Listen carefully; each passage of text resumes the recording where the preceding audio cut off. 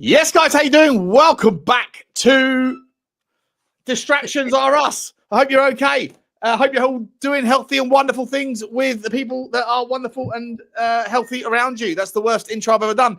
I'm here with Jonny H3232 for the 25th time in the last 20, 30 odd days. I hope you're all ready for some breaking news. And the breaking news is something that is going to be music to the ears of most of you, I can tell. And that is a sensational return to Tottenham Hotspur is on the cards for Fabio Paratici. The on again, off again, the tug-o-war. Listen, I don't want to say that Spurs Talk Show and Football Inc.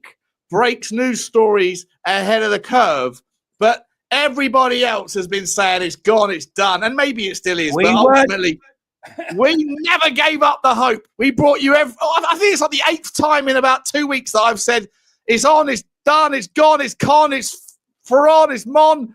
There's so many, but I've run out of sounding words. Jonny, how you doing, mate? How are you?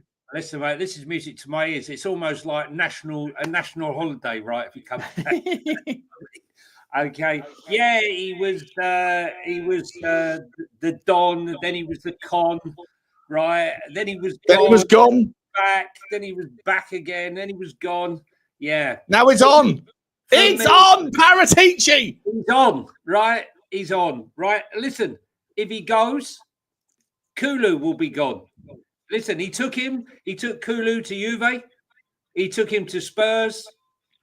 And if he goes to Milan, they'll be doing everything they can, right? Listen, the one thing is, Levy knows of the shit show that he's presided over the last few years. The one thing that he's got right since Steve Hitchin is Fabio. He's got a lot of things right. He's got a lot of things. He's got a lot of things wrong, but he's got a lot of things right. He's got things wrong. I'm never going to sit here and say he hasn't got things wrong. I've had all them dropping on my timeline saying, "What about Richarlison? What about Brian Gill?"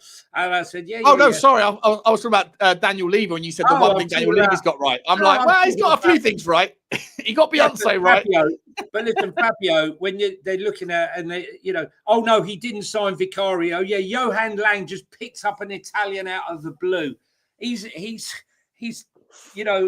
consulting them even when he was gone. But you look at the mainstay of that team, Shawnee, right? Romero, Vicario, Papasar, Destiny, just keep going. There's plenty there. There's plenty there. Kulu, Bentancur. Yeah. Look, I think it's universal. We're going to play the ones and O's game as we always do, but I know which way. It's going to be a lot of one triggers today and very few zeros, unless I switch it up and make 0 represent a Paratici favourable outcome. We're never going to do that to the Don. Let me just quickly say hello to a few people, guys. Have people turned up, Sean? Yeah, there's 150 odd people here already at 2:30 on a Friday. Don't you people work? Well, apparently not. The UK economy has more people on benefits than ever before. That's a conversation for Sean Butler TV and for. I'm not saying it's aliens, but we'll do that one later. Darren Johnson, is Jonny on? My man Jonny, haha. He always makes sure that he wonders what I'm doing. He thinks half the time when you're talking, I'm there scratching my nuts. But I'm here to tell you, Darren, no, I might be eating nuts, scratching them. I'm not. No. Right. Oh, is that some reference to me talking too much? Is that what that is? No. Well, listen, myself busy. You'd rather have a talkative content creator than someone who was a little bit camera shy, wouldn't you? Let's be honest. Let's be entirely honest. That'd be boring. Yeah. Adrian's in the house. Good afternoon, Sean et al. Good to see you, Adrian. Hope this is a pyramid, Bigfoot, deep state, alien, David Icke free podcast. It is a free podcast of that. You're not interested in that stuff, are you, Adrian? Okay, well, unsubscribe from Sean Butler TV because that's the route we're taking. If the reports are true, got to tip the hat to Levy and hope he finally learns from his mistakes and cleans house, says Razor Blazer. I love that name.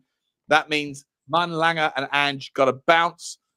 Big up everyone in the chat. My man, Drew Zilla. Big up to see you, man. Good to see you. Smash a like and subscribe. Love you, man. Hope you're okay. Hadrian. Afternoon, gent, says Jeff. Afternoon. Who's that? Gamacho? Oh, no, Graham Rue. Remember,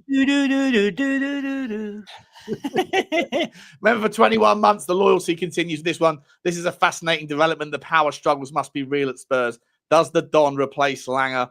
Can't see them working together. We're going to talk about that in just a second, mate, because you know we like conspiracy theories on this channel that are legit and maybe not always legit. But when it comes to like overlap, there might be some conspiracy going on here, Johnny, that there might be some wild, weird power struggles. You know, too many Chiefs, not enough Indians. Is Daniel Levy going to pull the plug on the whole thing, factory reset? If he does, if he does, is that going to play into the hands of the people that don't like him and will find any reason to bash him? Look, I think the thing is here that just when you think it was right, just when you thought it was safe to go back in the water, as they say with Jaws, right? Levy bit, because let's be honest, you know, when Fabio brought in Steinson, Scalding, Gabby, started ripping it all apart, it felt like a breath of fresh air at the club, you know. And then lo and behold, you know, we know what happened to Fabio with the charges at Juventus. He goes sidelines. Gabby thought that he was going to get the job. In comes Munn. Munn brings in his man who was demoted at Aston Villa. Only we could sign someone on the cheap that had been demoted at Villa, who brought in Moshi, a proper director of football. Also a power hungry kind of, not, I wouldn't say dictator, but Monchi's after a trail of no, I wouldn't say destruction. He's been a very successful guy, but he likes it his way. Let's be honest, right? Well, listen, look, the thing is, right, as soon as the Don left, many called him the Con.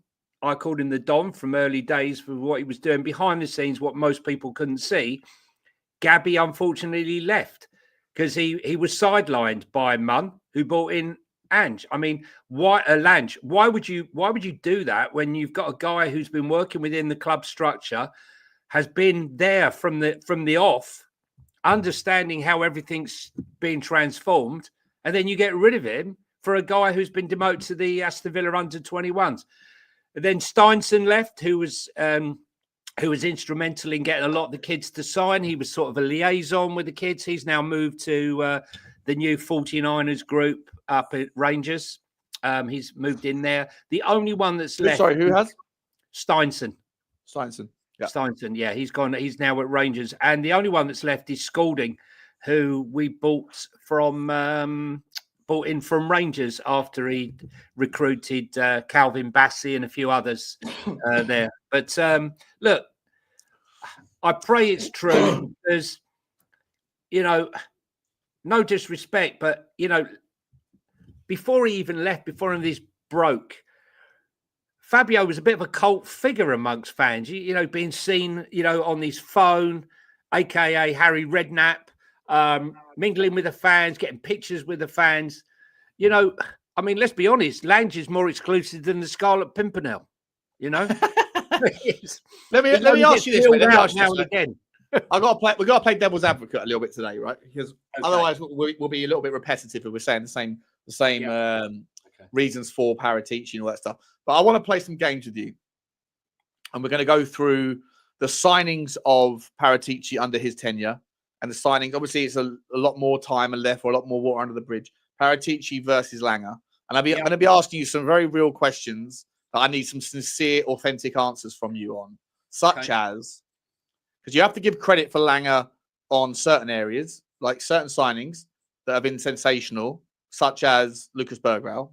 Right? No, I don't think necessarily would have come our way had it been for Paratici. I think Paratici. I would give him that 100%. You know, I'm not. You know, and Archie Gray, right? I'm not necessarily saying that you've discovered unknown talents. Everyone was aware of Archie Gray. If you follow anything other than the Premier League, then you're probably aware of his rise to fashion, right? But he's also made some faux pas. But I think generally speaking, the transfers have been of a different structural mandate, right? I think that Langer has come in and been told to go and identify the best young crew, the best young crop of talent that's out there. Whereas Fabio Paratici, I think we've agreed on this in the past, is a little bit more old school, a bit more relationship based. I'm not saying. Sorry, let me finish. I'm not saying he's like absent the data. I'm just saying that he's got a bit of a different way about him in terms of like just access to people like us like under Paratici's leadership, I remember 2 summers ago, my channel went like that in the summer from like 4,000 to 20,000 because every day I was bringing out legitimate sources from Ben Jacobs and Football London and Give Me Sport and the Telegraph, because Paratici was a gold mine of rumor mills, because he would spin the plates, whereas Langer doesn't do it that way. He likes to keep his thing, his cards close to his chest, which is a bit of a frustration for a content creator. But you said young, Sean. Let me just stop you there, just 1 second, right? You said he's more to the older stuff, right? His recruitment, Papa Sarr, right, who had to be left in France, purchased for 12 million. Destiny, who was still like 19, 15 million, right? Plus all the recruitment for the 15 to 19-year-olds that he's presided over. Okay.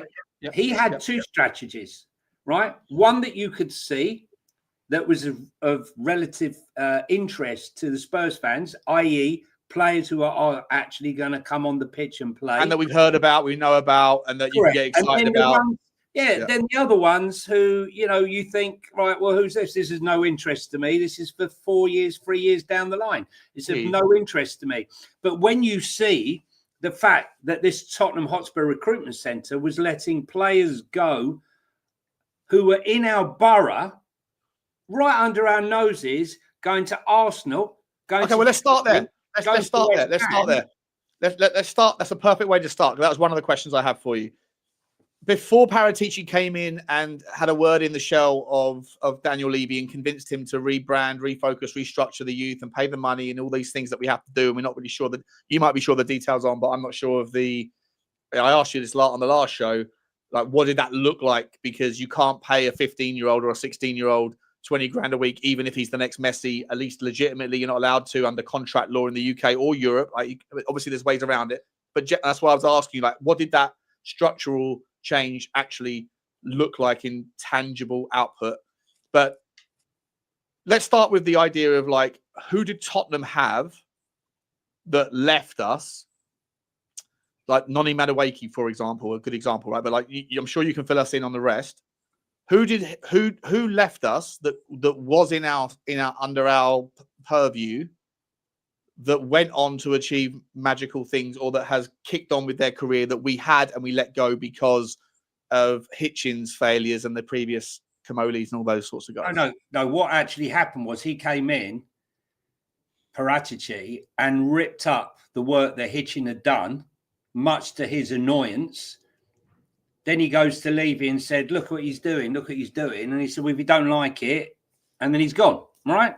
But he ripped up kids who, in Paratici's mind, were never, ever going to make it. Look, this is a guy who sits on the bench at football games. He knows his football inside out. You don't spend 10 years as the Juventus director of football and not know football, right? That's as simple as that. Okay? He knows football inside out. 100%. That's why I want him back. The only thing more important to me than Tottenham is money. I'm kidding. The thing is, right? He, you asked me, like, so basically, he got rid of the players, what we class as Instagram kids, who were never going to make it. I'm at Spurs, taking the pictures, posting the pictures, whatever. Who were they? Give me some names. Make it. He got rid of them, right? Yeah. Can you tell me who they were? No, because they were nobodies. Okay. Right. There ain't any. Right. The ones. What happened was Romain Mundle left the club because of didn't think he had a path under Conte, money, and all the rest of it. That's when he managed to convince Daniel that, unless you do something, you're going to lose a lot of the talent that we've been. What happened to Romain Mundle? Romain Mundle went out to Belgium and then came back. I think he's at Sunderland, maybe. Let us know in the chat if anyone can do a little bit of digging, because I'm going to keep pushing. I'm going to push back on Johnny today on some of these things. But my point here is that he then began recruitment and going into other academies, trying to recruit players. Whether it's, do you ever think Spurs would have spent £2 million on Will Lancashire? as a kid. Not a bloody chance in the past. No chance. And what's he worth now, do you think, at West Brom? I don't know. I don't know. He's still young, isn't he? He's still coming through. But we bought lots of players in from West Ham, Manchester City, Chelsea. We've recruited players. And what I'm saying to you is we're much more active in doing that. It's no coincidence, Sean, that we won the new coaching staff and all the rest of it, that we won the under-21s. We went from relegation to winning the under-21s, the under-18s, the under-16s, recruiting players. And not only that, it's very easy to go out and spend 60 million on a player and not get your money back, right? I mean, listen. Listen. Look, he's done it with Richarlison. 50 million for Richarlison. Some will say it's 60, but it wasn't, right? But my point is, when you buy the likes of Romero, Kulu, 35, you're going to make money. Vicario, you're going to make money. Destiny at 15 million, you're going to make money. Papasar, 12 million, you're going to make money. Porro. Let me ask you this, Johnny. Let me ask you this, mate. And again, listen, because of what's happening in my background today, so I'm a little bit fired up with like stress. Again, different stresses, guys. How you get all fired up with me, mate? Well, no, I'm not going to fight up with you. But what I am going to do is I'm going to. By the way, none of my pushing back on your narrative here is disagreeing with you. You know, I feel the same way about you. But just for the purposes of a good devil's advocate. Yeah. By the way, Dave, if you happen to watch this, I know Johnny's texted you. I've messaged him. Yeah. If Dave, if you are watching, mate, jump in, let me know. Love to get the devil's advocate back going, but I can't text on SMS right now to Ireland or anywhere else. Let me ask you this, mate. Let me ask you this, because I've got 1,000 ways I want to go with this one outside of just yes, Paratici is better than Langer. So the question I have for you, the first question was like, who are the players that we were losing that manifested right elsewhere? And you could maybe name Noni Madueke as one. And look, there's rumours that we'll be signing him back. You could maybe make the argument for the guy over in Sporting, whose name escapes me. What's his name? Edwards. Marcus Edwards, right? A talent, right? And he went because he wasn't getting a pathway. But no, he went because he attitude issues. Yeah, attitude issues. Fair enough. So they're not necessarily down to mistakes, but I guess the point is then what your answer to that question wasn't so much that we were losing good players. It was that Paratici cut the shit players that we were wasting our time on that had bad attitudes, right? So that's interesting. So I wasn't aware of that, and that's cool. Good to know. Yeah, because listen, we do not need, there's what's the saying, build it and they will come. Well, there's no point having a palace and filling it with people who aren't worthy to lace the boots, right? Yeah, don't have like gold flaked bronze. You need gold, right? If you're going to have gold, make it gold. Don't make it look like gold. But so we are way behind. All the glitters isn't gold. We are way behind. As good as this is now, and how much better it is than before, we are still way behind the likes of Chelsea and Arsenal, right? Arsenal are still producing. That's it. Marcus, he went to Burnley. Right, is he at Burnley now? Yeah. What, on loan or on a full timer? He went from Sporting. He had trouble, started to have trouble there. But look, the point is... Did we get paid on that then? Parker knew him, right? Scott Parker knew him. That's why he brought him in. He knows his talent. He has got talent, but, it's about application, isn't it? Do we get paid? Can someone else fill me in if Johnny doesn't know? Because I haven't got time or the... We got a percentage of it, but if it's a loan, it won't be. So let us know what's going on with that Marcus Edwards deal in the chat. Sorry, see, this is interactive, right? You think you come here to be educated by Johnny and I? A lot of the time, I'm going to be leaning into you lot in the comment section to be filling in the gaps in our content that we can't. I knew this already. What we were just saying there, you just threw me completely. Yeah. So the next question I have for you. No, the one that we were just doing. What was it? It was about Marcus Edwards, right? We were talking about so Paratici. Oh, no, I was just going to say, I know where I was now. So basically what I'm saying, we're still way behind where Arsenal and Chelsea are. We need to be in a position where when a player doesn't make it at Spurs that comes through our academy, but gets game time, that we sell him on, like Nketiah for 30 million or what's his name?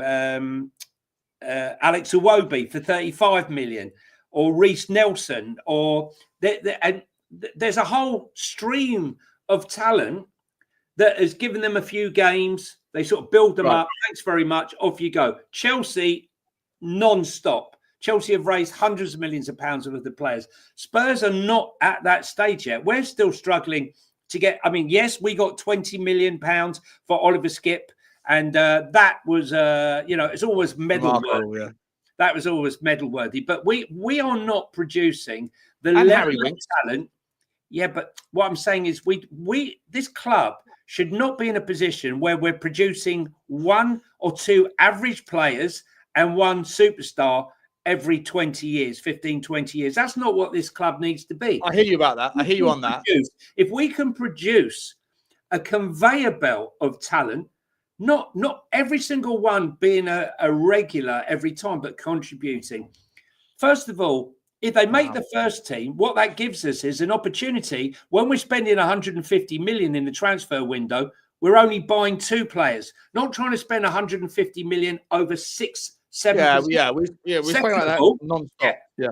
Second of all, what we can do is, if we sell said players that don't quite make us, but we can still get 25, 30 million pounds for, that gives us more money and more ammunition into the transfer window. And that's where we need to be. And we were a million miles away for that under Steve Hitchin. And unfortunately, guys, we all want fast forward to get this thing done, but you can't fast forward it, because the players that we bought 15 to 19, 2 or 3 years ago, right? Some are in the first team, right? Others are still coming through the process. Little bit of disagreement there between Drew and Martin. I thought it was a loan.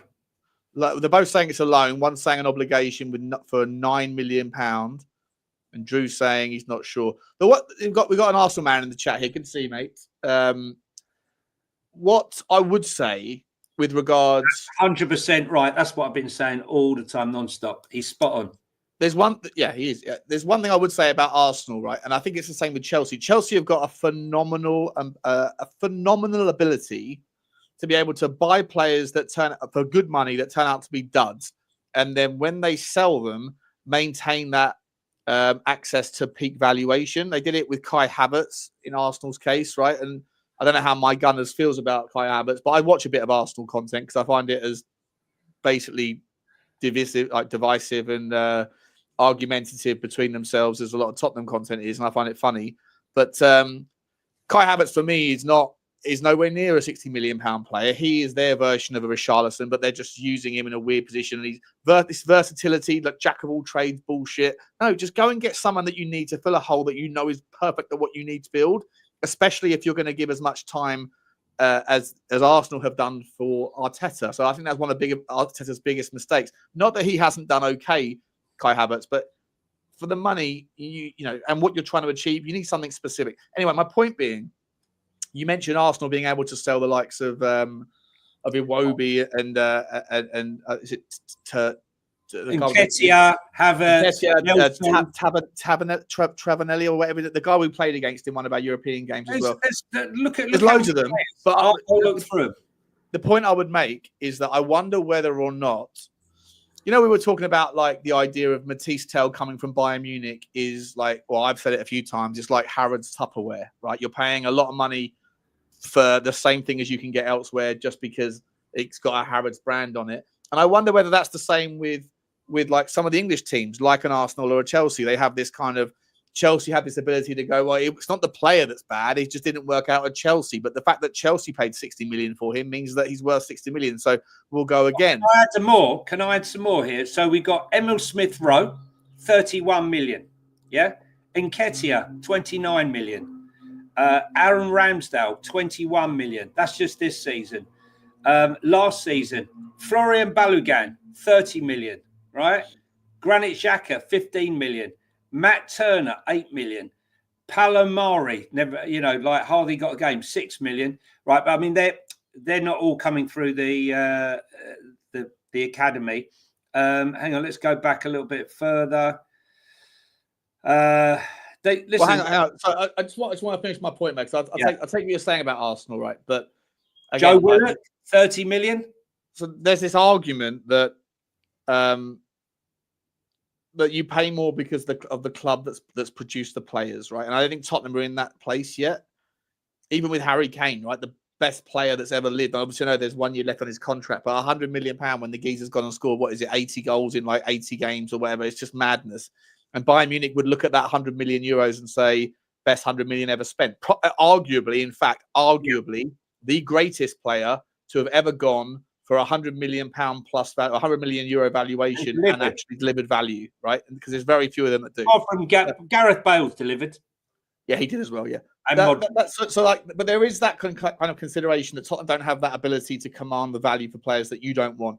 Because if you're not good enough for Tottenham, then why are you good enough for X, Y, and Z? But Arsenal, Munich, Real Madrid, etc., it just comes with a pedigree and a brand that, well, you might not be good enough for Real Madrid, but you're good enough for everybody else.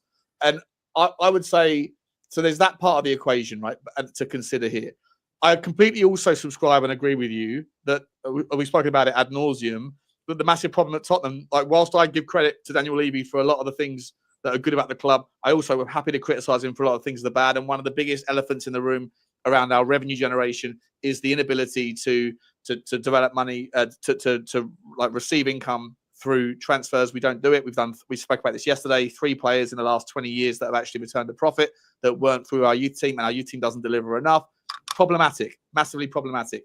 I would also say that Tottenham's inability to have consistent European football over recent years becomes a spanner in that works as well, because you're less likely to then be able to sell the talent that is there in the team, because you do have to find those 6, 7, 8 positions every single summer. I would hope that we're getting through that transition because of Paratici's work. All of these side conversations here, guys in the chat, they are all about Paratici and his value. So we are going to bring it back like the weave, like we do. But Jonny, I do have a question that I've got to ask for you. Can I just add here, right? So we mentioned Arsenal, so there's some balance here for Chelsea, right? Sold. Marston, right? 44 million to Villa. Conor Gallagher, 42 million to Atletico. Lewis Hall, 35 million to Newcastle. Amari Hutchinson, 25 million to Ipswich. Angelo, dubious, 23 million to Al Nassr. Well, we at least said about that, the better. Carl Havertz, 75 million. Mason Mount, 64 million. Kovacic, 30 million. Loftus-Cheek, 20 million. I mean, I could go on. And my point here is that Chelsea and Arsenal have got a pedigree that Tottenham haven't, right? In that regard, we're miles away. And the fact of the matter is, this is what Fabio was addressing, right? That was an absolute shit show, right? And fans put that aside, and all they want to look at is Brian Gill and Richarlison, and not look at the stuff that's going on behind the scenes, right? All fans are universally in favour of Paratici coming back, aren't they? Well, I'm always going to get people that are going to push back at you on Twitter, mate. There was always going to be people that are going to be argumentative, but like Paratici is generally more supported than Johan Lang. Right? You would think so, but I'm just saying I have quite a few on my timeline who just want to bring up the failures. But what I'm saying is, not everyone realizes what was going on behind the scenes. To build an empire, right, you need to start with the foundations, right?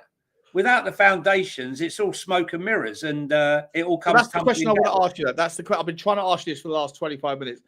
I want to ask you this: how much of the going after youth should be about? Obviously, in an ideal world, you want every 17-year-old that either matures from the 13s, 14s, 15s, or that you bring in at 17, like the Mason Melias.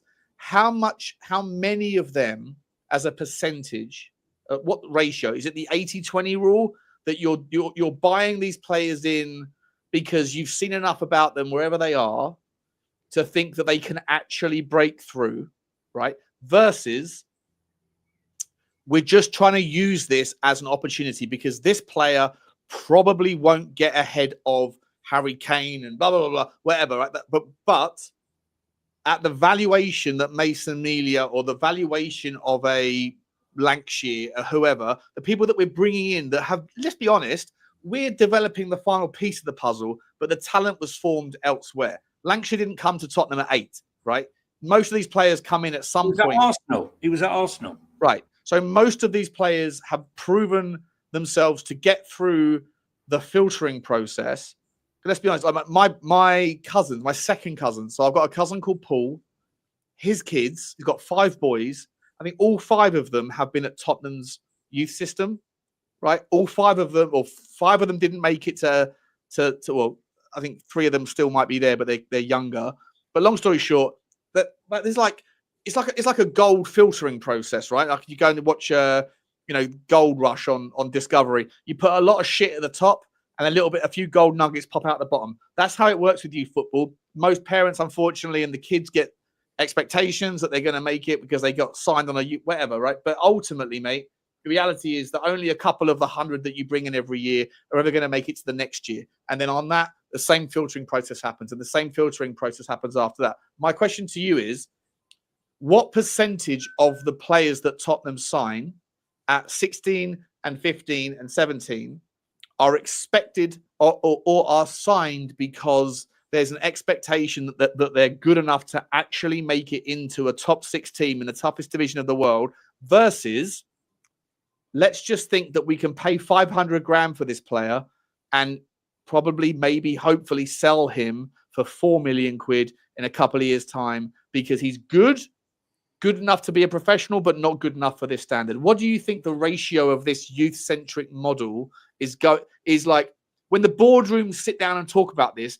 Are they really talking about we need 10% of the players that we sign in our youth team to break through? Or are they really still just looking for 1 or 2, but the rest is just a little bit of profiteering?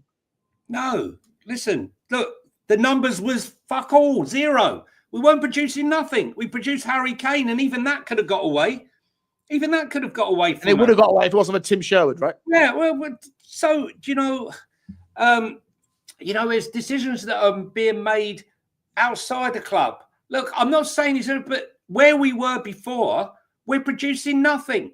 What we're trying to do now is to recruit top talent to give our percentage chance a much higher chance. Mason Melia, we paid the most amount of money to St. Patrick's Athletics Club for a player that's ever been paid in League of Ireland. Right? 2 million quid is fuck all in the grand scheme of things.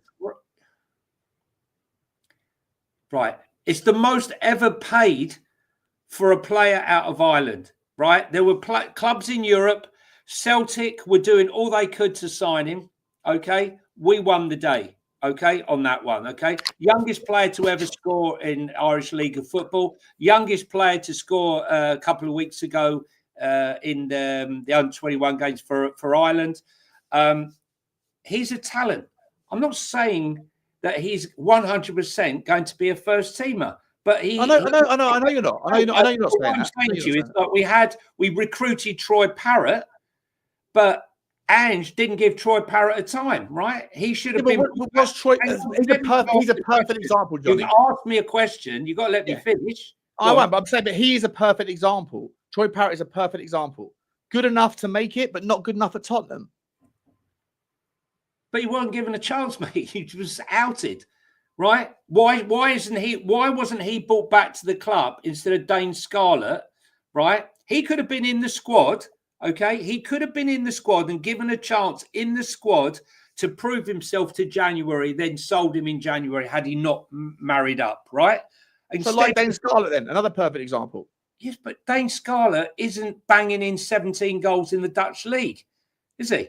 No, that's what I'm saying. But he's another good example of a player that is good. If we bought rather than Dane Scarlett coming through at 13 or 10 or however old he was, however long he's been at the club, had he been brought in at 16? Since a kid. He's been there since a kid.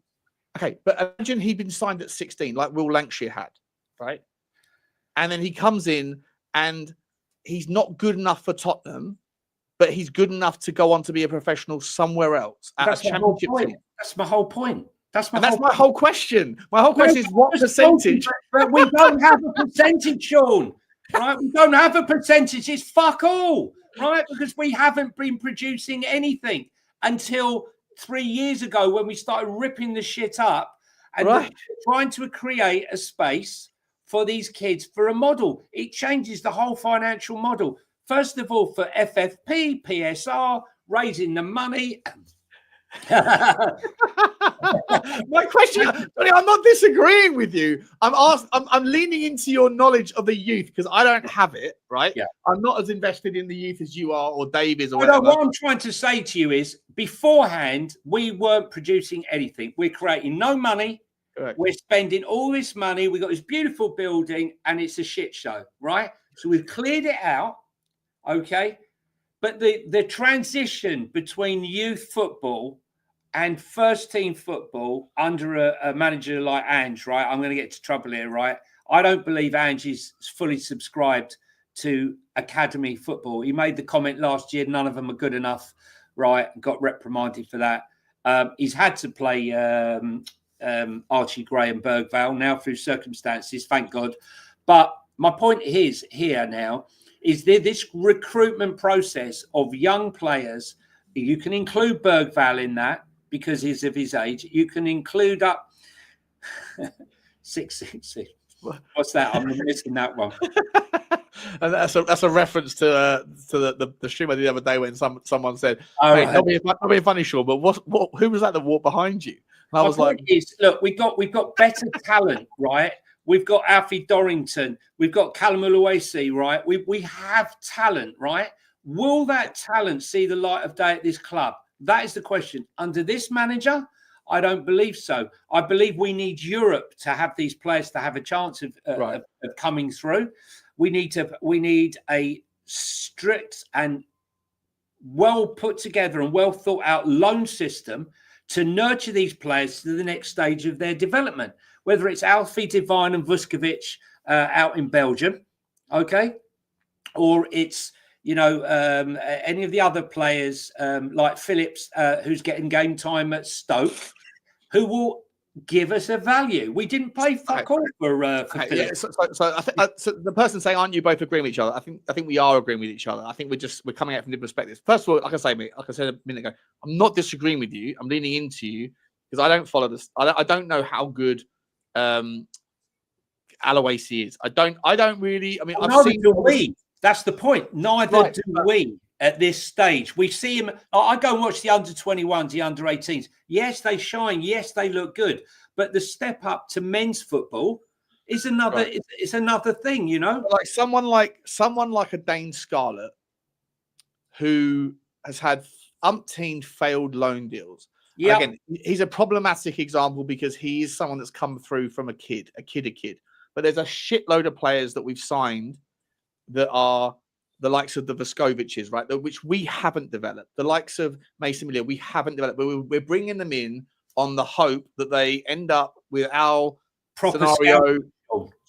Yeah, and it's important. It's an important. Obviously, you can't just always rely on bringing in 10-year-olds and then holding them. Man City do it. And Liverpool do it. From Liverpool steal every northern. I've said this before 1,000 times, right? Like there is a part of the recipe that you have to factor in when you're baking in the context, as I always try to do. I'm always trying to go, all right, why is it that Tottenham fail? Why is it that Tottenham succeed versus others? And I think that there is a reality that when you are a London-born boy, you have access to dozens and dozens of football clubs that you could pick. And you would look at a Chelsea and go, well, there's maybe not necessarily an easy pathway to the first team, but at least there's a track record of these kids get their move and everyone's happy. At Tottenham, there isn't that. At Arsenal, maybe it's because of the brand of Arsenal, like I said earlier. West Ham, like great track record of bringing through East London boys, local boys. Yeah. You go to Liverpool, you go up north. Liverpool aren't competing with 10 other clubs in Liverpool, right? They've got Manchester United as a big fish to work with. You've got Liverpool, you've got Man United, you've got Manchester City. And then, arguably, you could say maybe like the East Midlands team. Well, they compete with Everton. They compete with Everton. You know, they miss out. Everton do produce. They do. But there's not as many teams, right? And so then you factor in like, well, does a family that's a working class group, do they really want to send their boy down to London? Probably not. But Liverpool do have a track record of going and scalping a lot of the teams like Hartlepool and all the teams that are kind of whatever, right? Dario Gradi used to produce a lot of fantastic kids. that have ended up. So I find like there's those things to consider as well. My point is my whole point. My whole point was we never arrive at a point. The question is, do we look at Mason Melia? Oh, sorry. Actually, the point is, should Tottenham fans have an expectation that despite the amount of investment that we're now making in youth, despite the successes of Daniel Paratici being the only geezer in Tottenham's entire employee, directory, to be able to actually influence Daniel Levy on changing up the structure?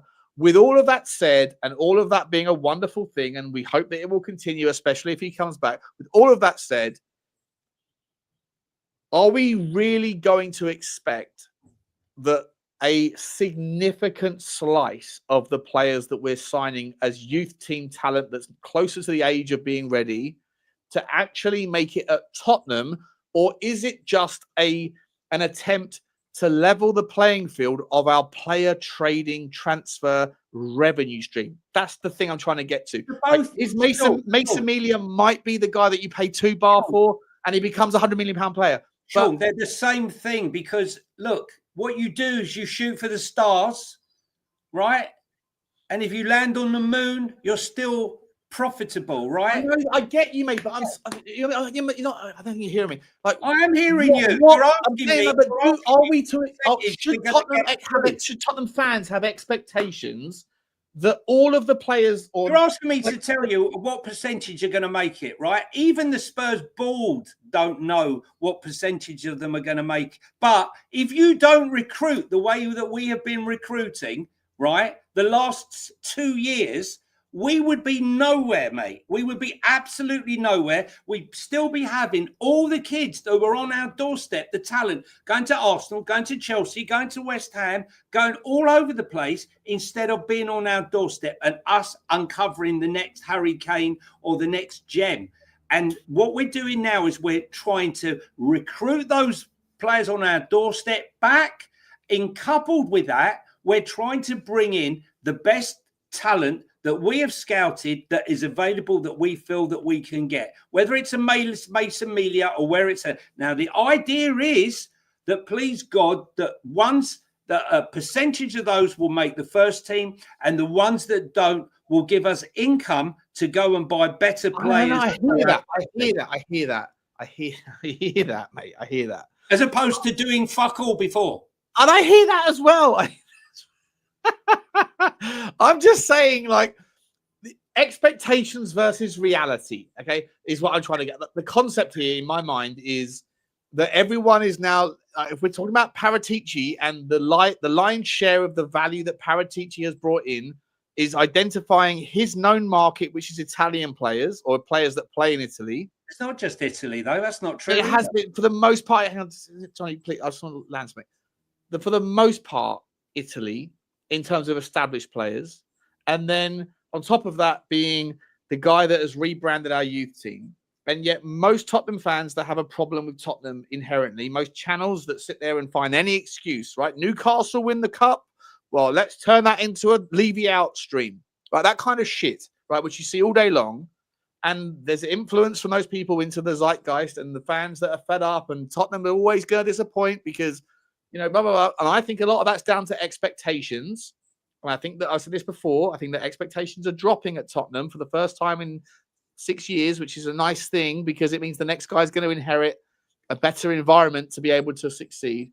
But ultimately, what I'm trying to land on is when it comes to the youth, if Paratici is the guy that was responsible for taking us from a 0 success rate, absent to worldies that emerged out of nowhere in Sol Campbell or Ledley King or Harry Kane, and everybody else for the most part has been a fucking failure. Under this new vision, should we be expecting 70-80% of these Mason Melia types, these guys like the Lucas Bergvals, the Archie Grays, should we be expecting all of them to become sensational? No, and if they don't, what percentage of what ratio of successes versus failures will be? You're asking me for ratios. It's impossible, Sean, to give you a ratio. I'm not asking you for a number. I'm not going to hold you to it. I'm just saying, like, speculate. Do you think that 50% of the players that we're paying up would for. You like say Archie Gray. Nketiah, would say Alex Iwobi is a failure, right? Not for Arsenal. Not for Arsenal. No. But my point was, if you asked an Arsenal fan, he'd say he was a failure. He never made it at Arsenal, right? But he bought in £35 million. Eddie Nketiah, most Arsenal fans said he was shit, but we got bought in 30 million, right? Right. Emil Smith-Rowe. Right. Moment, So that's the question. That's a better way of referencing it. Better way of referencing it. Pounds. That's what I'm trying to say. Okay, and that's fine. So on that basis then, what is the gauge of if Paratici comes back and we continue in this arc, how do we gauge whether or not this transition of our youth strategy is a success? Is it based on how many of them make it into Tottenham, or is it based on what like ROI we make on it? That's the question I'm asking. How do we gauge it? Okay, look, when you look at Papa Sarr, right, buying him very young for £12 million, and he's going to be worth 35, 40, right? Probably, right, by the time he's matured. Destiny, right, is profit. Okay.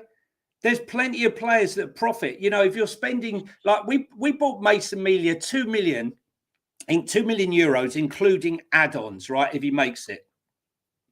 I think lately you guys have had more hits than misses. Yeah, I would say so. But like we're talking about some of your players, what you would deem, Arsenal would deem failures. Still, chime in, my Gunners. Let us know. Are you happy with your youth strategy? Yeah, I mean, look at Luani, look at Skelly, look at the other players that are coming through. For me, Nwani and Skelly probably would never even have got game time under Ange Postecoglou. That's my thought.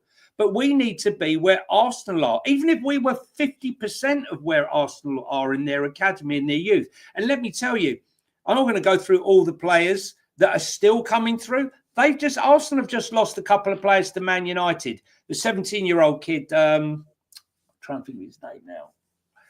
Can't stop scoring goals for Arsenal. He's gone there. Didn't see a. That's a long last name. I can't remember his name. Can't stop scoring last goals for Arsenal. Can't stop scoring.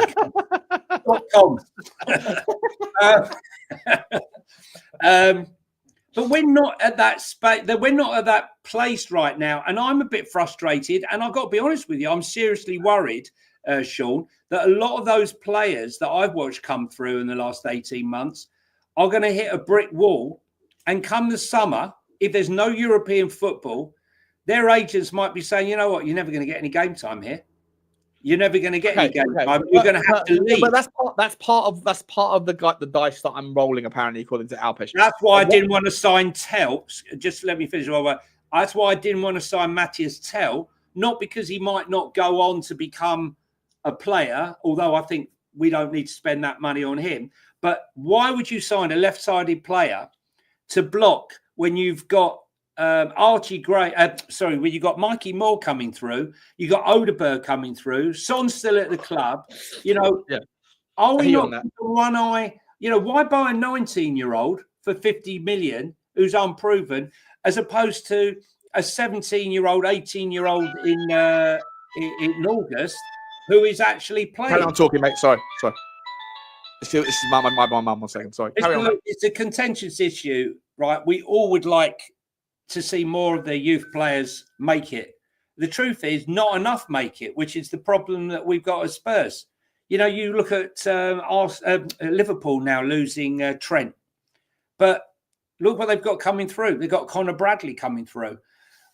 Some will say, he can't hold a candle to Trent, but I personally think he's a really good player. And they've got plenty of those sort of players coming through. And you look at Brighton and their recruitment, they only sell players when they have another ready replacement. That's the only time they will sell them, and they've got someone else waiting in the wings. I mean, Brighton spent something like 150, 160 million in the summer, and not all of them are at the club. A lot of them have gone out on loan, being prepared for next season to be the next star. So, they'll sell a player. We have not been very good at it. But you can't turn a ship round that's heading for the rocks, right? And trying to turn the ship round to stop it sinking and expect it to be sailing off into the sunset in a short space of time. I'm impatient. I'm older. So I'm impatient to see success more so than anyone else. Not more so than anyone else, but, you know, for someone who was younger.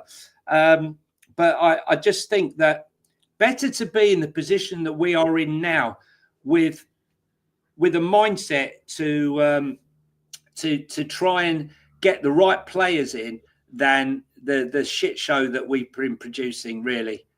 Yeah, listen, I agree. I think Matisse Tell is again, it harks back to the thing I've been saying. I think you overpay for players because of the brand that they come from, like Harrod Stopple. Unless Matisse Tell in the last 9 games, look, he did score a couple of goals in the under 21s or whatever it was for France the other day, but under 21 football, even at that level, is still a massive leap towards the space that you have. So I don't think he's shown anything to command that sort of price tag. I also don't like the fact that Plettenberg is coming in as the spokesman for Bayern Munich, like telling us, dictating how it is that we utilize him when we've already paid £10 million for your boy for 6 months. Like, shut the F up and let us do what we want. That's what we're paying for. But listen, we'll move on from the conversation, or at least that specific part of the conversation, because I think we are agreeing. I guess the thing that I'm looking for in the dialogue here is, like, I'm okay with the recipe of, you buy the best that's out there that you can get, that you can convince to come. Some will make it, some won't. But those that don't, you look to make a profit on. What I'm kind of trying to get, and it's not obviously, I'm not putting the heat on you to give me the answer, because I know you don't know either. Obviously, no one knows. Even Daniel Levy doesn't. Well, here's the latest. It's around. One second. It's just around this notion of, like, essentially, like, when Tottenham fans want to gauge our youth project, the transition, the strategy, is it still going to be considered a success, even if the vast majority of these young names that we speak about too frequently, even if they don't make it into Tottenham's first team in the next 2 or 3 years, but we end up making a profit on them, is that considered a success?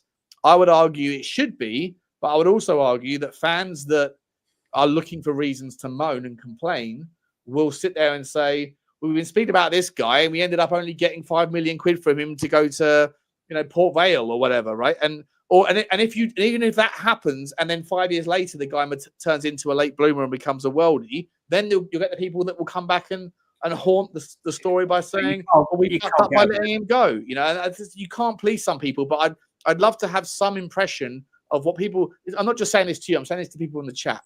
Like, what is it that you would like to see from this whole youth revolution? How many of them do you really expect to materialize as Tottenham players? And I would argue that not many will remain that's the same with every single club, Sean. It's not specific to Spurs. But listen, look, you've got the same people who will basically say, oh, it's a beautiful sunny day. And they'll turn around and say, but there's a cloud on the horizon. And it's only 15 degrees, though. So, look, here's the news from Spurs Express. It's an ever-changing thing.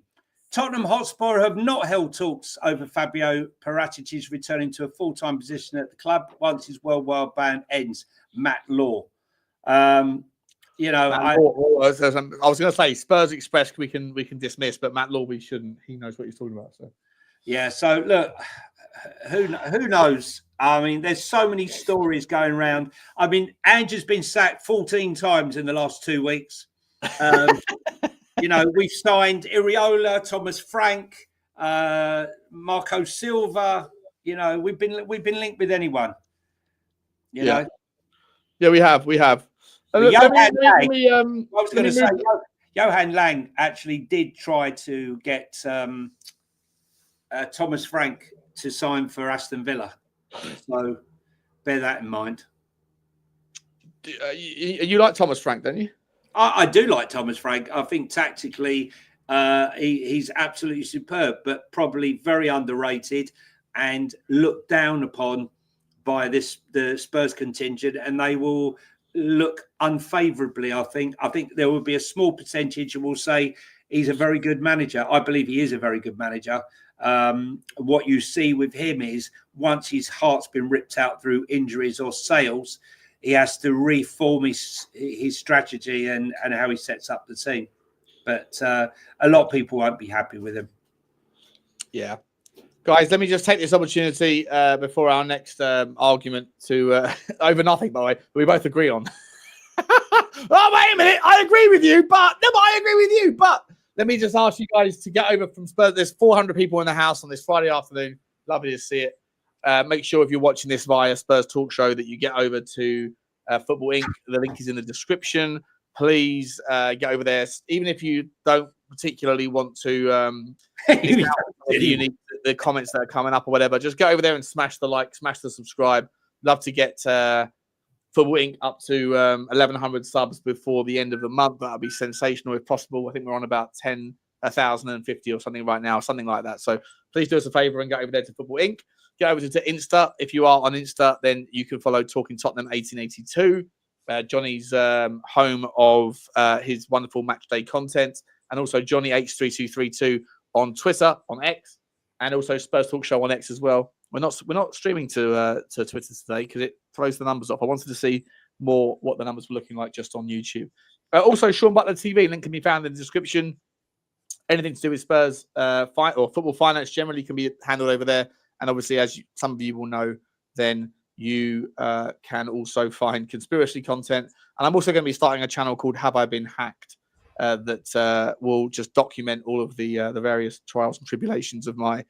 The answer is yes, I have been. A full channel, Shawnee?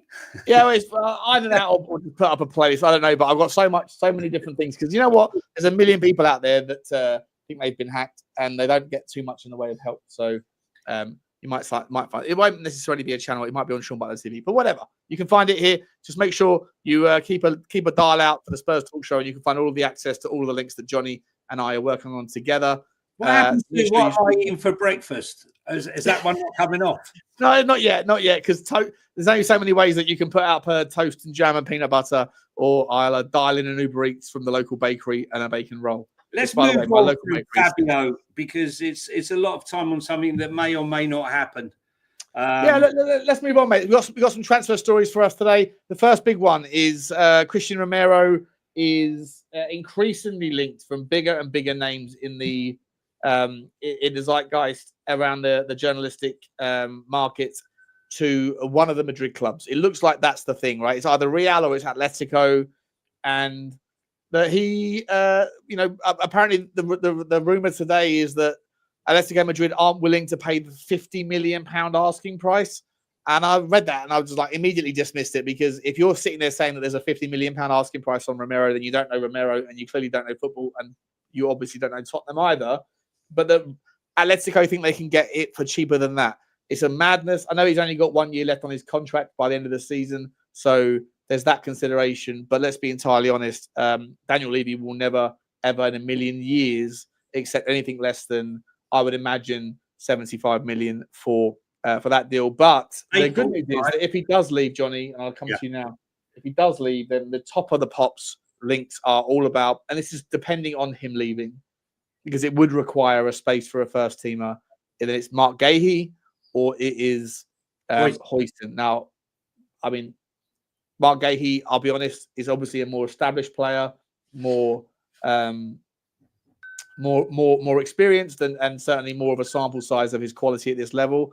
But I'll be honest, I probably would like Dean Hoyston more. I think Dean Hoyston is just more well-rounded, more his physical attributes are just better.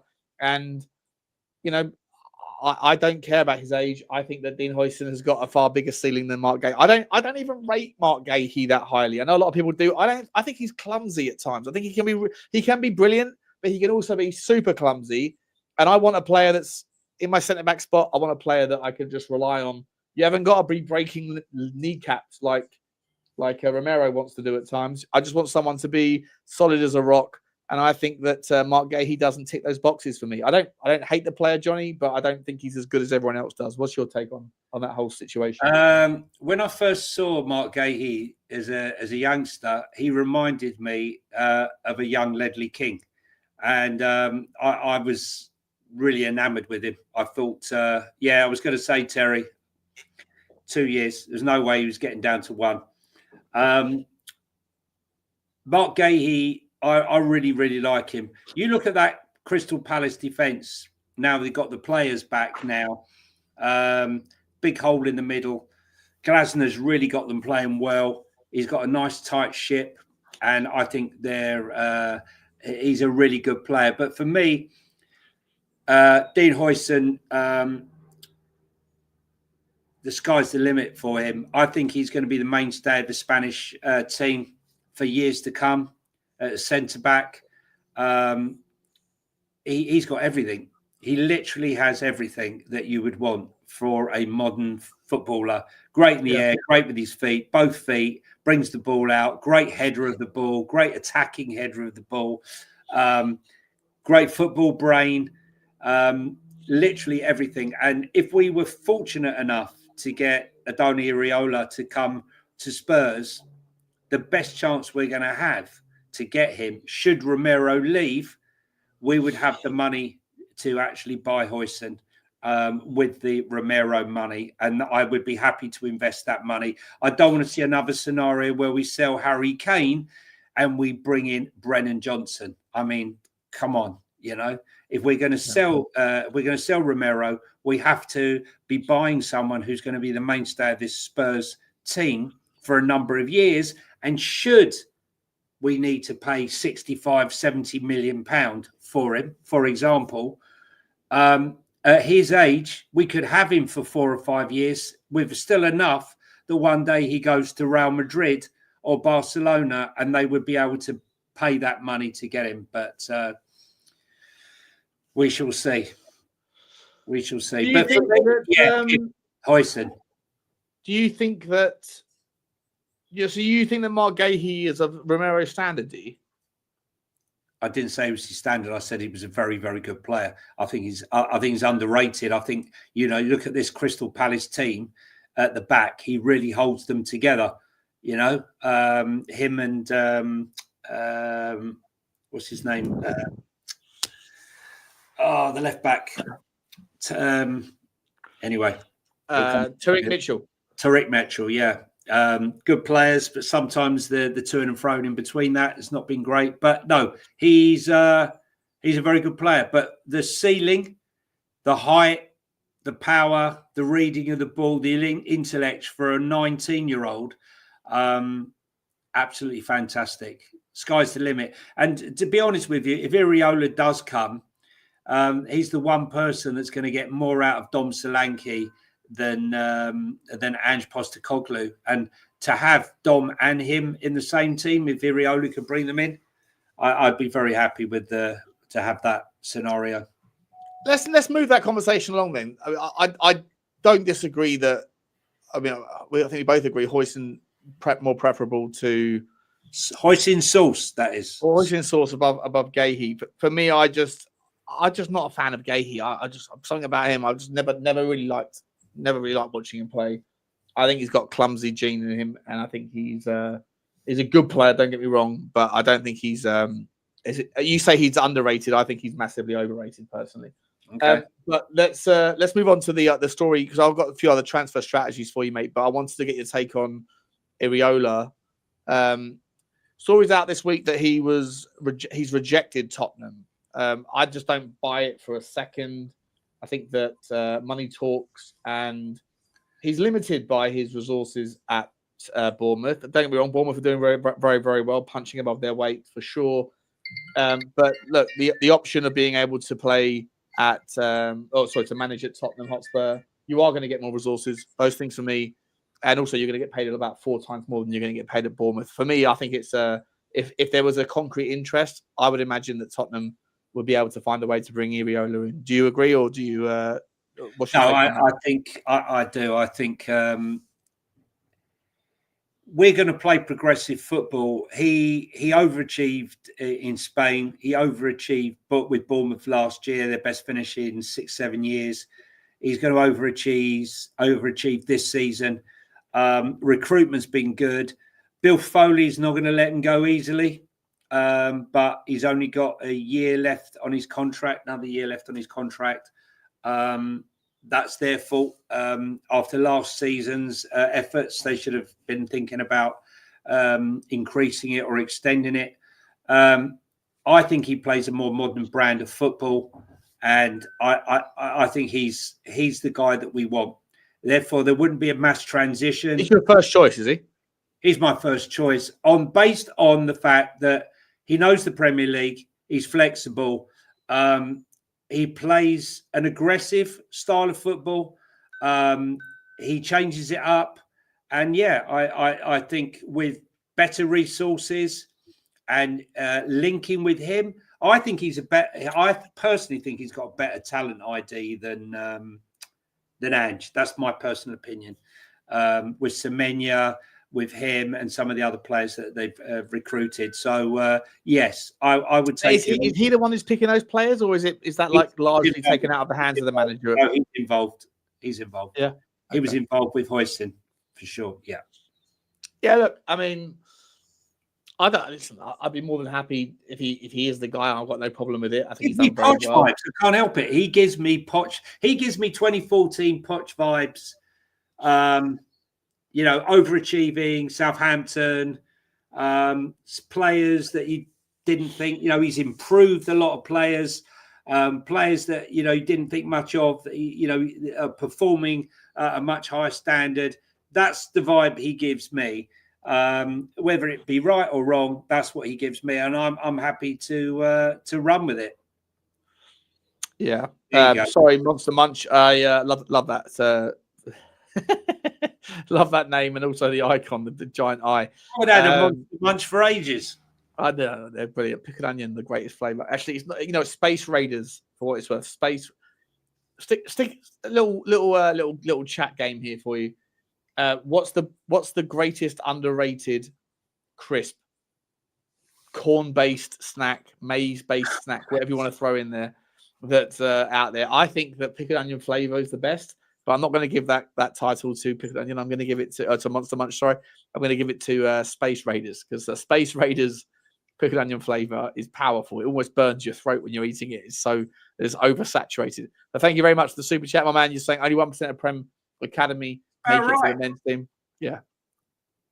So that's what I want. The only reason I was pushing Jonny on this answer is not because I'm trying to catch him out. It's because I wanted everyone to participate in this expectation versus reality situation. Even if we do go down the path, which like we have done, of buying up every young player that's quality that we can convince to come to Tottenham, that not all of them are going to make it through to the first team. And if they don't, are people going to consider the whole process a failure? And I know Tottenham fans. I know what fans are like. I know what channels are like. Some channels will lean into anything they can because they care more about being right than what's right. And any excuse to bash whoever, that because they want to stay in the lane of misery, and that's whatever, up to them. Do your thing. Do we want to be Arsenal though? Do we want to be Arsenal and Chelsea? I don't listen. Mate, you keep mentioning Arsenal. Like, I don't think Arsenal are like the anywhere near the best name that you would mention when it comes to hang on a second. I'm sorry, you're wrong. Arsenal have been consistently producing players for years. Right, of high. But when you talk about Alex Iwobi, when you talk about those players that Balogun, but you hang on a second. But they've gone for hundreds of millions. They've raised. You ask Arsenal fan. If you ask Arsenal fans, have they who has been a swan song from their youth team? You think Arsenal? They're not going to talk about those players because it might be a part of the revenue generation. But this is the point I'm making, John. Again, I'm not disagreeing with you. It's about. Would you rather not be part of that? Would you not rather be part of that? I would, mate. You're missing my entire point. I'm not, because there's still Arsenal players that have come through that academy that have contributed regularly to that team in the last 15, 20 years. If you ask the majority of Arsenal fans that I speak to, that I know from the YouTube space, most of them don't reflect on their youth academy with like that higher reflection of accolades. It's big, and maybe that they care more about why isn't Edu or the recent guys, like why aren't their owners like buying us our striker that we need, going and paying this much for Gyökeres, they don't care if the youth sales that didn't make 20 million. And all I'm not, and they should care. That's how they built Declan Rice. Yes, that's how they built Declan Rice. No, but you're missing, mate, dude. I'm not missing the point. I am advocating for like attributing the value of that to the makeup. What I worry about is Tottenham fans doing what Arsenal fans doing, which is overlooking that and saying, where was the last Bukayo Saka? And they go, well, they're not going to spoiled. include. They're not going to include the likes of Balogun in it, despite the fact that that guy has made a participating contribution to Declan Rice.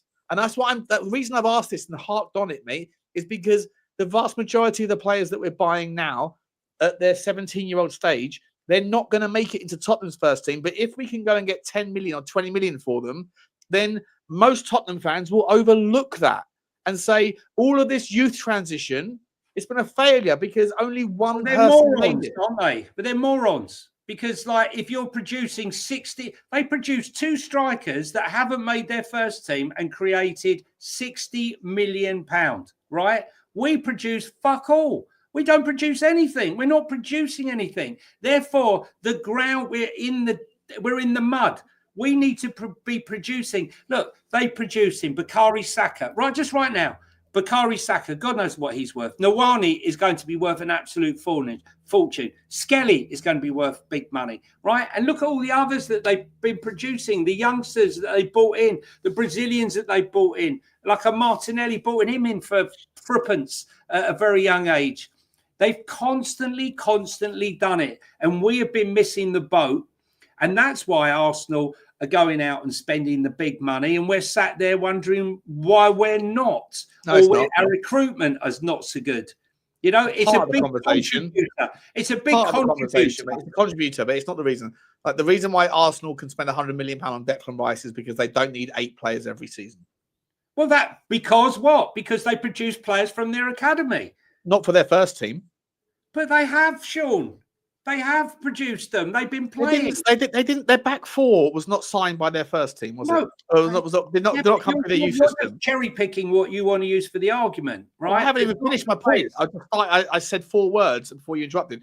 I'm saying that their back 4 did not come through their youth team. Their goalkeeper did not come through their youth team. Their striker did not come through their youth team. Their left winger did not come through their youth team. Their right winger did not come through. But Saka did.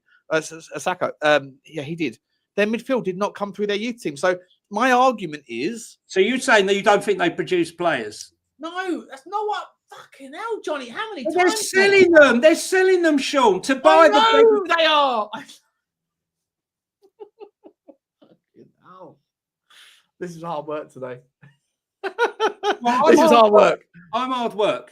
Right? No, you're not hard work. Mate, fuck on, mate. I love it. I'm just saying the point I'm trying to make is not about you, Johnny. If you think I'm arguing with you, I'm not arguing with you.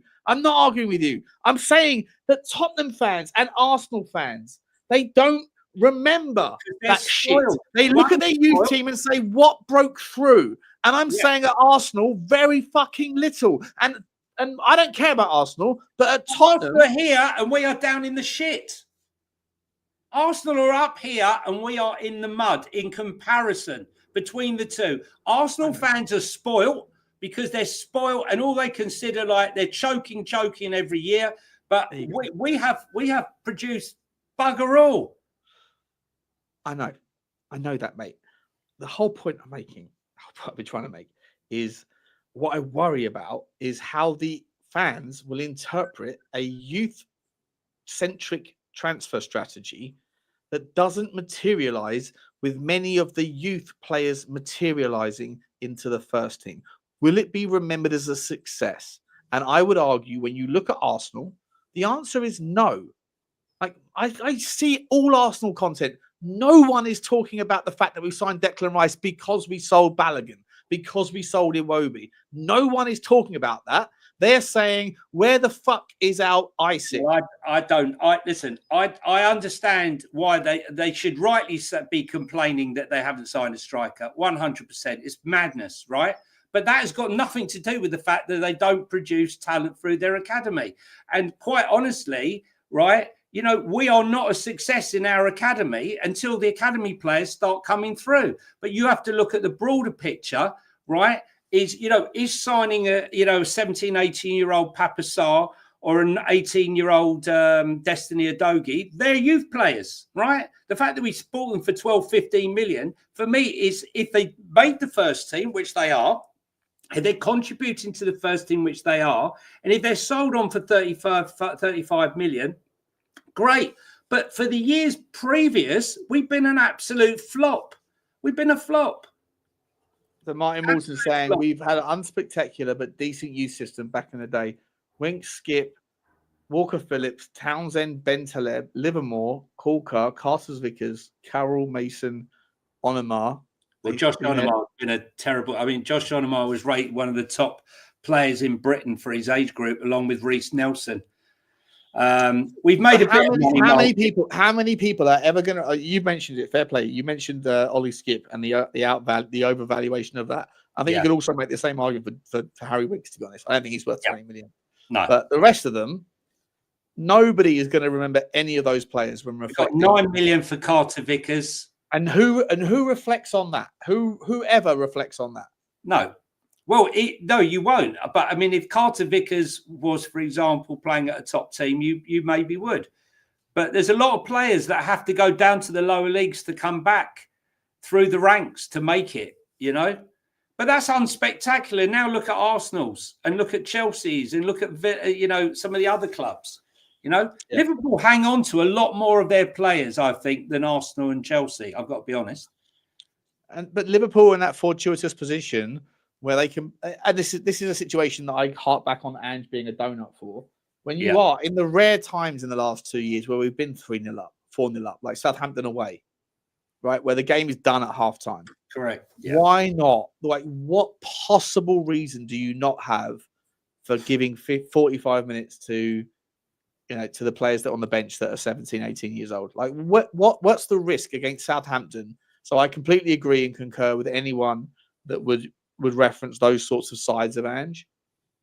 My concern, last thing I'll say on it, my concern is that even if the youth strategy is a success, but it doesn't result in successes for our first team breakthroughs, but it's a success in terms of generating revenue, it will be overlooked. That's the point. That's the only point I've been making or trying to be making. And I feel like when someone said, why do you give a shit what other fans think? I don't care what other fans think, but there is a massive percentage of other fans who look to harness and harvest. Look at the fucking Levy out march. Right? I put 3 or 4 videos up. I went and interviewed half a dozen of them, Johnny, and said, why are you here today? And I wasn't like trying to catch them out. I was just asking them, why are you here? And the vast majority of the notions that were reeling off, the fundamental premise was because of 25 years of yada, yada, yada. There was absolutely like the most obvious takeaway from those interviews that I had, for the most part. Some of them were fair, but for the most part, they were basing their hatred on things that were just wildly inaccurate. And so there is a massive concern, in my mind, that people that want to harness and harvest frustrations based on, you know, failure over such a long period of time, that don't bake in context on any of the metrics that matter. And so when people say, why do you care what other fans think? I do care what other fans think, because I'm curious what other fans think. And I do worry that people would reflect on people like Fabio Paratici, who's your boy, Johnny, and they're going to sit there and say, Johnny talks about Fabio Paratici and his whole youth revolution. How many of them made it at Tottenham? And they will overlook the fact that maybe Tottenham will make 2 years. I mean, it's impossible, right? We all hungry for immediate success. Back in the day, to get something, you put money in a jar and you saved up, right? There's no such thing now. You go out, you get your credit card and you pay for it now and worry about buy it now and worry about it later. And that's the society we live in. We all want immediate gratification, and unfortunately, that's not going to happen.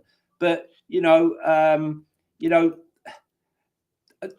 remember that feel-good factor when we played Elfsberg, and that was brilliant. Jay, Oasis, they all came on and they scored. The fans were buzzing because we could see something, and then the door came slammed down shut. Mikey Moore's thrown back into the under-21s. Those kids will never see the bench again, right? So it is demoralising. But, to say that none of them have got talent, right, and not going to make it, I just don't know. Not going to make it at Tottenham doesn't mean they don't have talent, does it? Yes, but it also depends on the manager. If you had a Mauricio Pochettino right now, I would say that a lot of his talent would would happily make it. I mean, Byfield, right? What a young defender he's going to be. I mean, he's got so much talent. Williams Barnett, right? 16 years of age. They're talking about him playing in the first team. Give me a break. He's 16 years of age, right? He ain't going to be playing no first team. Jamie Donnelly. You know, I watched Jamie was the star of the academy when I've been going, right? And he's played at every position. And what happens? Pre-season, he's included in the squad. I'm over the moon. I'm so excited. I'm buzzing. What do I see? Our number 10 is being played at left back, you know, and then he's just dropped and he's gone out. So, yes, it very much depends on the type of manager that we have. Is he going to spend time looking at our academy kids? Is he going to look at trying to progress some of the talent within his squad? I don't know, but I don't believe this manager has any interest in doing it. And out of these names here, there's some lovely players, but I think all of them will end up being professional footballers, right? Well, that's okay though. That's the point I'm making. The point I'm making is that's okay, right? If we can, not that one, sorry, the previous one. Mate, as always, I think that we're debating on things we both agree. But we're taking other sides of an argument that we're arguing for argument's sake. Yeah, it's part of the game, isn't it? Part of the game. Listen, look, guys. At the end of the day, right? There's two things we can all agree on. We want to see the club successful, and we all love to see nothing better than to see our homegrown kids come through and become stars. And it just hasn't happened as often as we wish. And even if Mason Melia or some of the other kids that we bought recently, whether from Chelsea, we bought a couple from Chelsea, from Man City, from Liverpool Academy, if they go on to become successful, I couldn't care.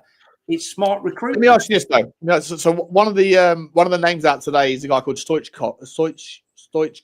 I think his name is, or Stojković. Not the Stojković. Sorry, it's Stojković. Sorry, I think I haven't updated the stream thing. It's not Christo Stojkovic's son. It's Stojković, right? So sorry, I've made a mistake in the title there. He's a player. He's 21 years old. Plays out in Dynamo Zagreb. Look, I did the Y Scout on him, and not a lot to see, to be entirely honest. Not like he's 21, you know, old enough to have a decent sample size. Not a lot. Went onto YouTube. All I could see for days was content about him, but not his actual football. Johnny, he's an attacking midfielder. Sounds familiar. Plays on the right, plays on the left. From what I saw of him, it was like you have to dial into like 40-minute highlight videos of Zagreb's game against this and the other, and then just like, you know, wait for the bits that are involved. Look, he looks like a player that, if I'm entirely honest, I got no idea why the link is there. I've got absolutely no idea. He looks like he's handy, and I think a lot of people want to talk him up in Ukrainian content because obviously maybe he's the next big thing out of that world. And don't get me wrong, like there's a lot of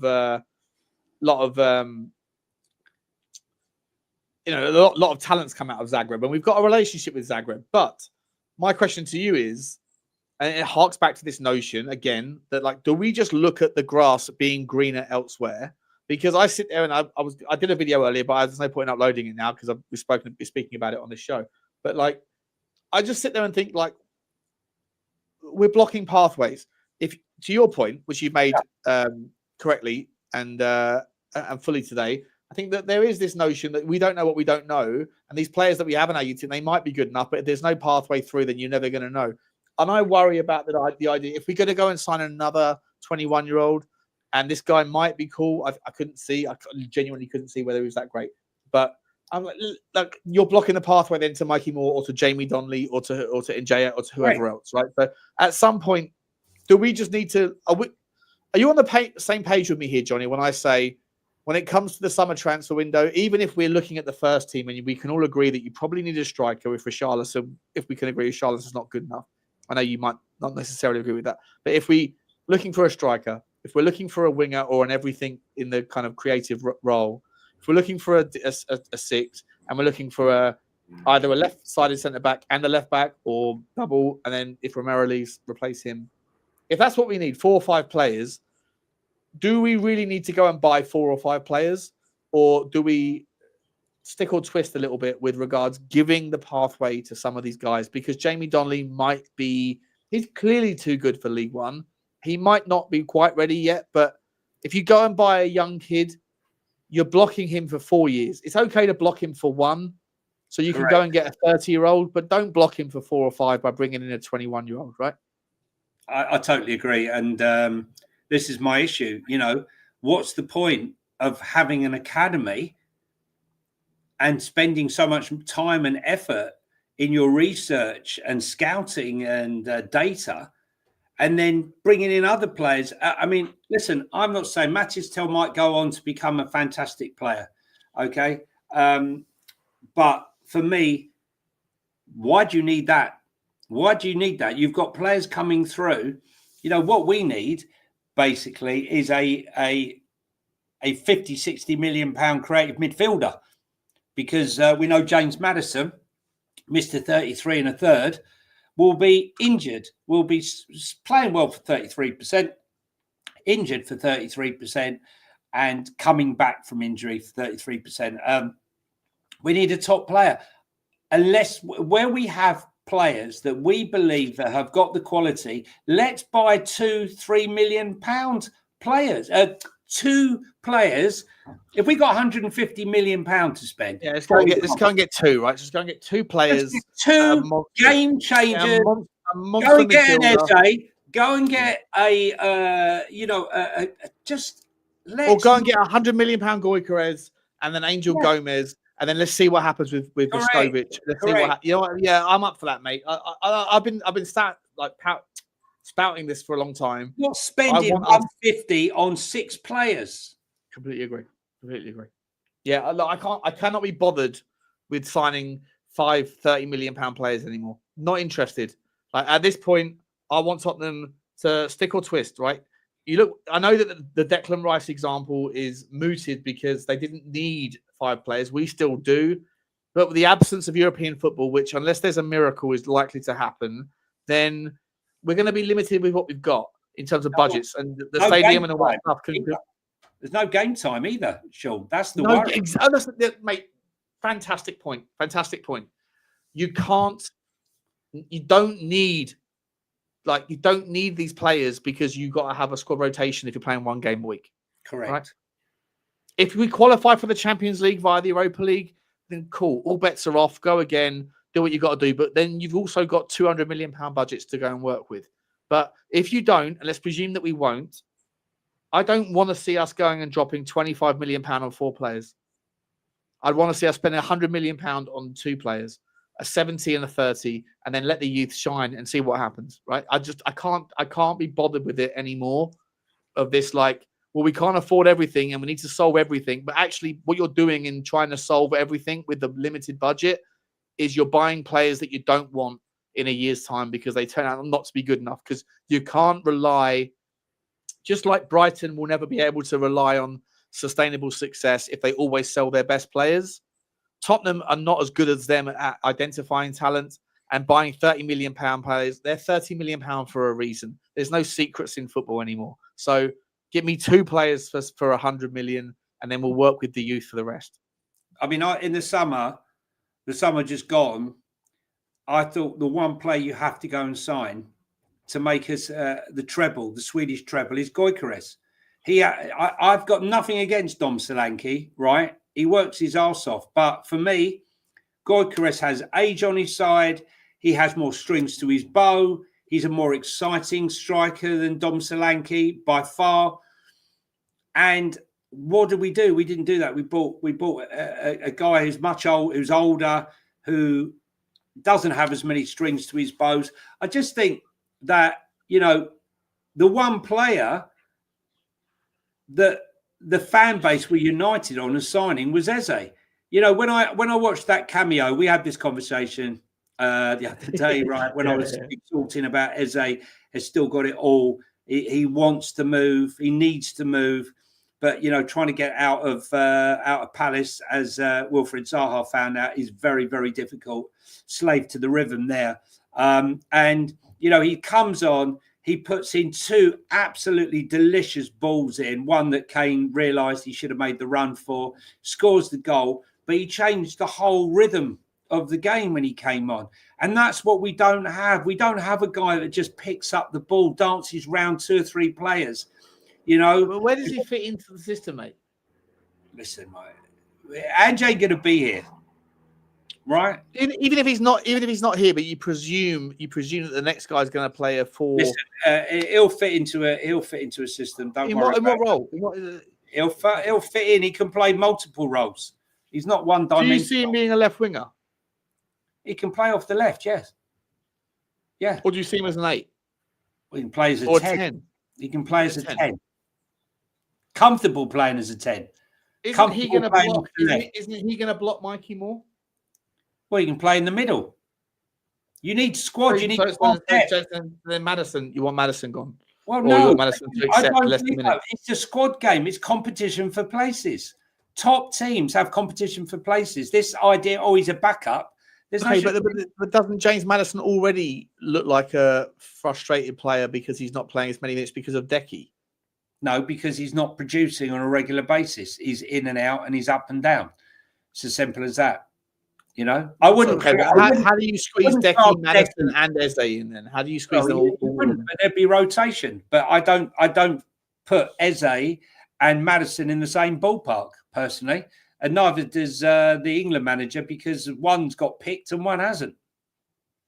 So you'd be okay to sell? And I'm okay with it as well, by the way. But you'd be okay to sell James Maddison? I don't think you need to sell Maddison. I think you need competition, like I just said. Yeah, but is James Maddison at his best when he's unhappy? And I say no, he's not. And I say he's unhappy if he doesn't play. Same with Sonny. These people think that they are entitled to minutes at Tottenham. Well, that's when you need to grow up. Yeah, that's when you need to grow up and look at yourself in the mirror and say, you know what? You know, there's no God-given right. No player should have a God-given right to turn up and play every week because of his name, who his name is, right? Look at Cristiano Ronaldo, right? 39 years of age, okay? Still producing it, lives the life, trains the life, okay? Dedicated to the life, right? Okay? Yeah, he has, you know, high expectations, but he delivers. Right, and he asks questions of himself. James Maddison thinks he has a right, and no one has a right, and including Sonny, right?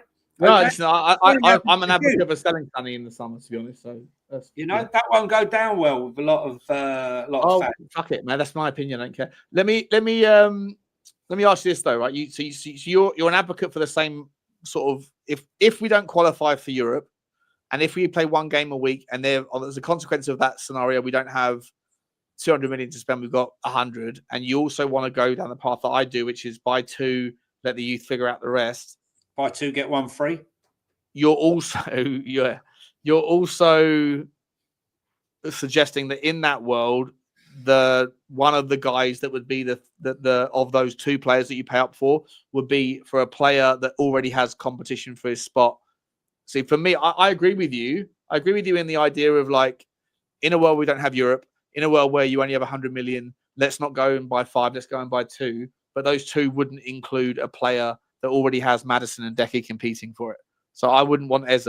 Right? I'm okay with the idea of sunsetting Richarlison and getting someone better. I'm also okay with the idea of using that money for a centre-back if Romero wants to leave. Or even if he didn't, I'm still okay with someone on the left-hand side for rotation with Van der Ven or a left-back. I'm also better spending that money, in my opinion, in the defensive midfield role. Well, we need a left centre back. Listen, for me, we desperately need a left centre back, a natural left centre back. I've wanted Hincapié since the last World Cup, and here we are, nearly three and a bit years on from that moment. Bayer Leverkusen can play left back, can play left centre back, which probably brings you on to our links with Jonathan Tah. The Bayer Leverkusen. Yeah, so I was going to go, bang. Perfect segue. Yeah, and, 29 years of age. Liverpool are in for him as well. What do you think of Jonathan Tah, mate? I like him. I mean, we've been linked with him for about 5 years. I mean, I've lost count how many times we've been linked with him. But it's never. I think he's a sensational centre back. But whether or not perfect, whether or not If it's a toss-up between us and Liverpool, I think it'd be very difficult for us to pull that one off, Sean, to be honest. Yeah. Look, Liverpool apparently are also in for a few of the players that we're looking at. That we're competing with them for Tyler Dibbling. Yeah, we'll compete. Oh, well, you know what, Johnny? I've got to run out here for 2 seconds. I can still hear you via the computer. Can you let me ask that question? I'm back in 30 seconds. Tyler Dibbling, what's your thoughts? Well, it's a terrific player, but he's not £100 million. If someone's silly enough to pay that sort of money, then that's up to them. But again, English tax. I think there's better deals out there. When last January, not this January, gone the previous January, I wanted Spurs to buy Archie Gray, and the rumours that they wanted 50 million plus Joe Rodon. I thought, well, that's never going to happen. Therefore, we need to go and buy Adam Walton at Blackburn at the time, 25 million. We didn't get him. Palace got him. What a player he is. I didn't expect him to come through as quickly as that. I thought he was a fantastic player. Fantastic at breaking the lines, manoeuvring the ball. Now he looks like a 50, 60 million pound player already, to be honest with you. Dibbling, I don't know. There's no doubt whatsoever that he's a very good player, but the 100 millions is nonsense, in my opinion. We should be looking at probably 30, 40 million. I was just saying about Adam Walton, Sean. Yeah, no, I heard what you're saying. I mean, really rated him highly. Now, there's a player that could easily move to a Liverpool or a Man United. Yeah, I was listening to an argument on TalkSport earlier about Blackburn Rovers, because Blackburn Rovers are obviously in financial difficulty. And there was a Blackburn, I'm not sure if it was a Blackburn fan or a Blackburn conduit or whatever, that was having an argument with the guy on TalkSport, basically saying that it was outrageous that we only got £20 million for Adam Walton. Yeah. And the TalkSport guy was like, well, look, I'll push back on that because he's a midfielder who doesn't score. And the other guy was like, yeah, but it's not all about scoring. He's like, yeah, but it's just a reality. Who was that, by the way? It wasn't Simon again, was it? No. It was at lunchtime. So it was in the show after the morning show. But I don't think Simon Jordan was on this morning. I think he was having a day off or whatever. But sometimes he's simple, Simon, although he's a very smart guy. With some of his comments, just to provoke, I think half the time. Yeah. No, this guy. I don't know who it was. I'm not going to say it was Troy Deeney again. Let me know in the comments if you were listening to it. But the argument was well. Blackburn should be compensated more because it turned out after the fact that Adam Walton became a better player. You know what I mean? Like just a salty Blackburn fan that's upset with the scenario because they're in a bit of a financial predicament. We're looking at Rig at the 17-year-old at Sunderland, as are a few other teams. Now, there's a kid that reminds me of a sort of a young Paul Gascoigne. Is the way he plays. He's more exciting to me, at sort of £40 million than £100 million ever would be for Tyler Dibbling. And Tyler Dibbling's going to be a player. He's going to have a really, really good career, and he, might well go on to become England player. But Sam Matterface, let's keep it to our zone, our realistic zone of acquisitions.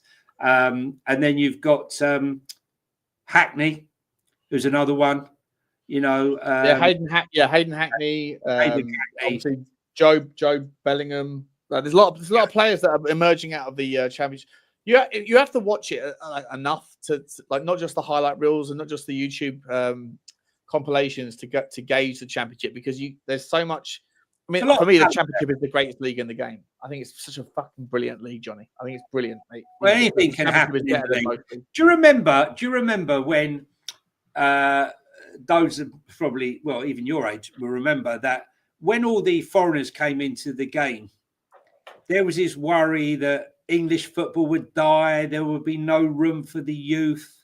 Youth football would die. There would be no England football team. There was so much press about that, and they were doing all they could to suppress how many foreigners come in. It's been the complete opposite. the foreign players that have come in have lifted the national game and the British football to untold heights that we never thought, I'd never seen. It just so happened, unfortunately, they happened to coincide with one of the most boring and dull managers ever to walk the earth in Gareth Southgate. It's a shame because under any other circumstance, I give another manager would have won us 2 titles by now. I really do. A little bit. I think you've got to give a little bit of like dispensation to them. Like, I don't think you're going to see too much different from Thomas Tuchel. But I just think that if you're a manager of an England team, bear in mind that it's your job, right? It's your job, and your reputation is forged on your output, all that stuff. But ultimately, these players don't play regularly with each other, and you don't have a lot of time with them when they do play with you. And so if you're thinking about yourself and your own primary importance, which is A, your job, B, your money, C, your reputation, then you're going to lean into the tactics that are most likely going to be least exposed. And I can't imagine, like, in this day and age, like, it's different under like Terry Venables and 96 and stuff before social media, where everyone's got an opinion, everyone's got access to everybody. I think in this world where any sort of risk is exposed, and if it doesn't work out, then you're spoken about by everybody, and amplified, reviews are going to come about you. I just think that there's a reality that people dial in. I don't think it would matter, even if Ange Postecoglou got the England job. It's who we are, mate. I still think it would be short-lived because really, he's got no bollocks. He had that Italy final at home against them, an aged 2 centre backs, 35 and 36, and he chose to go defensive rather than go at them. Right? He always goes defensive. That's who he is. I know, but that's what I'm saying. The FA are a bunch of suits with ultimately no idea. There was so much talent there. The talent that we had in the last 2 tournaments should have given us. Is that what's going on there? That's just, more of the same. More of the same. Now that you're spamming, I'm going to have to block you. Sorry, buddy. Who's spamming? Is that what he's doing? TikTok live stream. Shame. Is there any truth to it though? Anyone look it up? Look it up. Is there? We'll go again, Johnny. We'll start a stream again. Anything about Qatar? Yeah, I had a bit down the back of my throat last week. Vaping too much. The investment. Spurs. Let's have a look. Da, da, da. Let us know. Anything breaking? No, nothing really. Recent reports suggest a group of Qatari investments, potentially including Qatar Sports Investment Cures, are exploring potential. Blah, blah, blah. No, not really. Leave his role.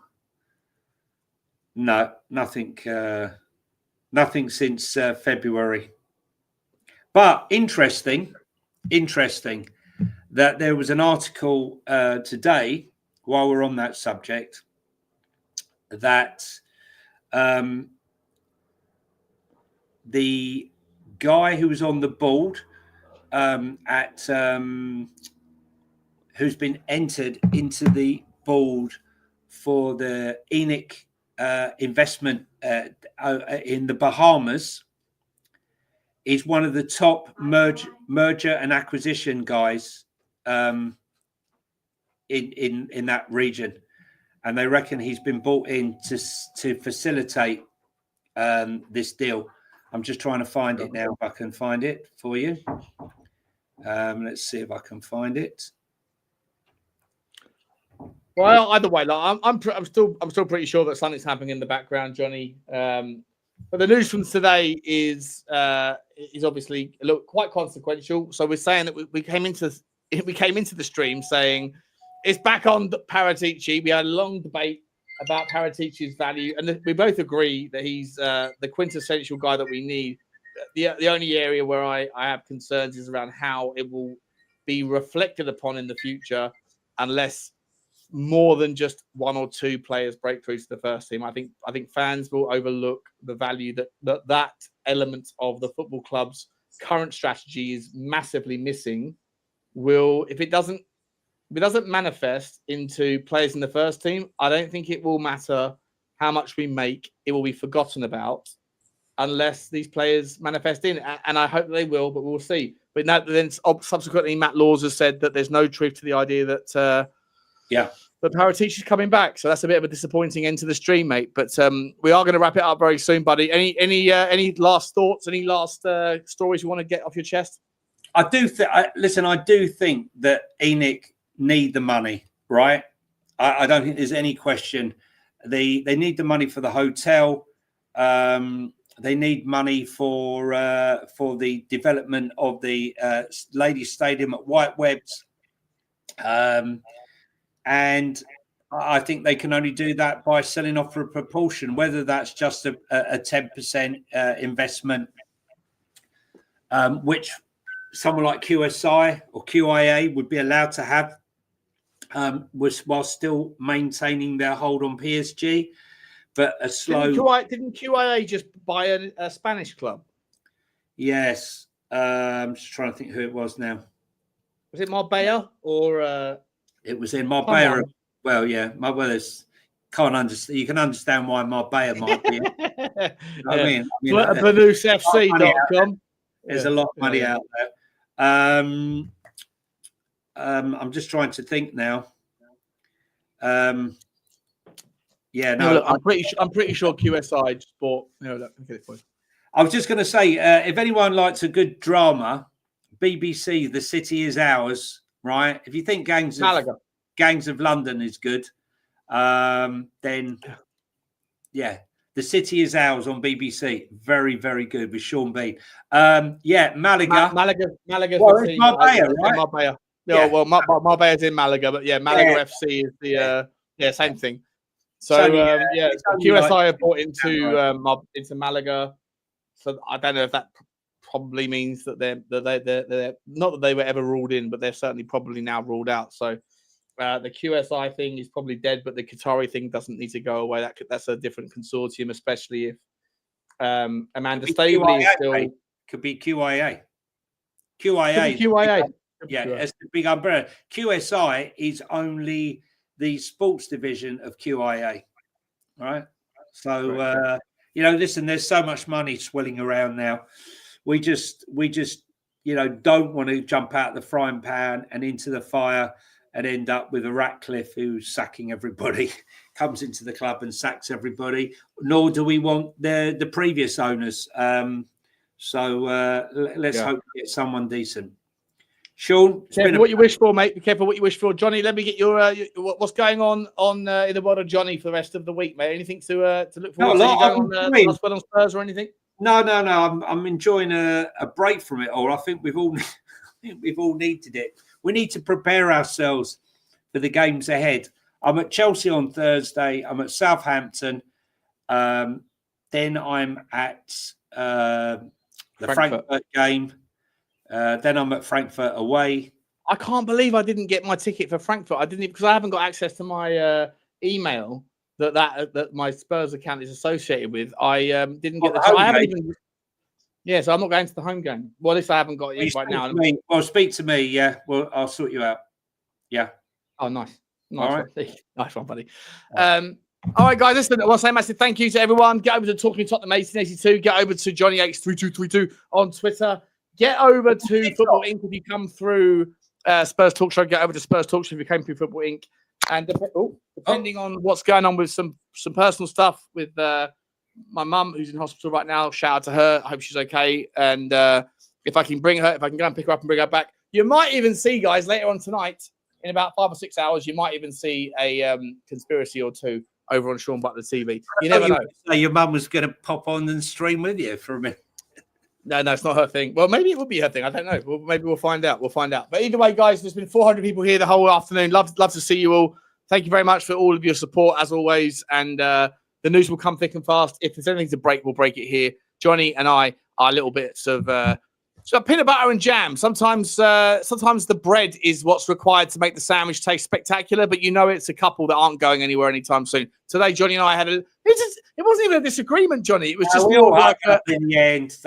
This is who we are. This is who we are, mate. It's who we are, mate. Were you not entertained? Well, I hope you were. I hope you were. Smash the like, subscribe, and all that stuff, guys. Get over to Jonny on these various channels. You've seen it before. Like, subscribe, and comment. And as always, see you on the next one. Bye.